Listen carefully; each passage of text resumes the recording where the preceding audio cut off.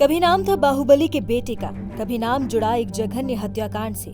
साल 2002, एक love story का खूनी अंत जिसने पूरे देश को हिला दिया था। लेकिन अब 22 साल बाद उसी नाम ने फिर सुर्खियां बटोरी हैं। लेकिन इस बार वजह कुछ और है। जेल की सलाखों से बाहर निकला एक शख्स जिसकी जिंदगी में अब एक नया अध्याय शुरू हुआ है। आज हम बात करेंगे उत्तर प्रदेश के बाहुबली नेता और पूर्व सांसद डीपी यादव के बेटे विकास यादव की, जिनकी हाल ही में हुई शादी ने एक बार फिर उन्हें चर्चा में ला दिया है। लेकिन इस शादी के पीछे एक लंबा और बेहद दर्दनाक अतीत भी जुड़ा है। गाजियाबाद में आर्य समाज की परंपराओं के तहत संपन्न हुई ये शादी कई मायनों में खास है। 52 साल के विकास यादव ने 30 साल की हर्षिका यादव का हाथ थामा है। हर्षिका मूल रूप से फिरोजाबाद के शिकोहाबाद की रहने वाली है। उनके पिता एक सरकारी शिक्षक हैं और हर्षिका खुद भी पढ़ाई में बेहद मेधावी रही हैं। उन्होंने बीएससी, बीटीसी और एमएससी जैसी डिग्रियां हासिल की हैं, साथ ही टेट परीक्षा भी पास की है। आज हर्षिका एक इंटर कॉलेज में अध्यापिका के रूप में कार्यरत हैं। परिवार और करीबी बताते हैं कि हर्षिका बेहद विनम्र और साधारण स्वभाव की है।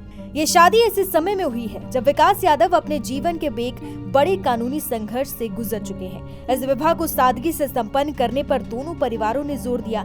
डीपी यादव ने बताया कि पूरे परिवार में बेहद खुशी और उत्साह का माहौल है। कुछ चुनिंदा करीबी मित्रों और परिवारजनों ने ही इस समारोह में शिरकत की। परिवार ने इस शादी की कुछ तस्वीरें भी साझा की हैं, लेकिन इस शादी की चर्चा सिर्फ इसलिए नहीं है कि ये एक बाहुबली के बेटे की शादी है। इसके साथ जुड़ा है एक ऐसा काला अध्याय जिसे देश कभी भूल नहीं पाया।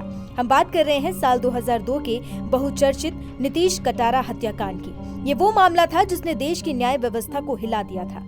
नीतीश कटारा को मौत के घाट उतार दिया गया था क्योंकि उनके और विकास यादव की बहन भारती यादव के बीच प्रेम संबंध थे। इस रिश्ते को परिवार ने कभी स्वीकार नहीं किया। कोर्ट ने इसी हत्या के मामले में विकास यादव और उनके चचेरे भाई विशाल यादव को दोषी ठहराया था। इस जघन्य अपराध ने विकास यादव को जेल की सलाखों के पीछे पहुंचा दिया था। इस मामले के तीसरे दोषी सुखदेव पहलवान को भी 20 साल की सजा हुई थी, जिसे जुलाई 2025 में सुप्रीम कोर्ट ने रिहा कर दिया।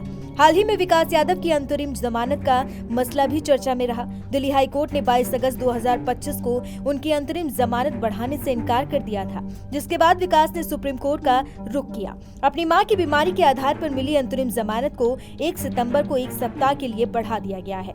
ये शादी एक तरफ जहां विकास यादव के जीवन के एक नए पड़ाव को दर्शाती है, वहीं दूसरी तरफ ये उस अतीत की भी याद दिलाती है जो हमेशा उनके साथ रहेगा। एक पढ़ी लिखी विनम्र अध्यापिका का एक ऐसे व्यक्ति से विवाह जिसका अतीत विवादों और जघन्य अपराधों से भरा रहा है, यह अपने आप में कई सवाल खड़े करता है। ये शादी हमें सोचने पर मजबूर करती है कि कैसे एक व्यक्ति का जीवन कानूनी दांवपेच और सामाजिक धारणाओं के बीच उलझता है। क्या ये विवाह विकास यादव के जीवन को एक नई दिशा देगा? क्या समाज उन्हें एक नए रूप में स्वीकार करेगा?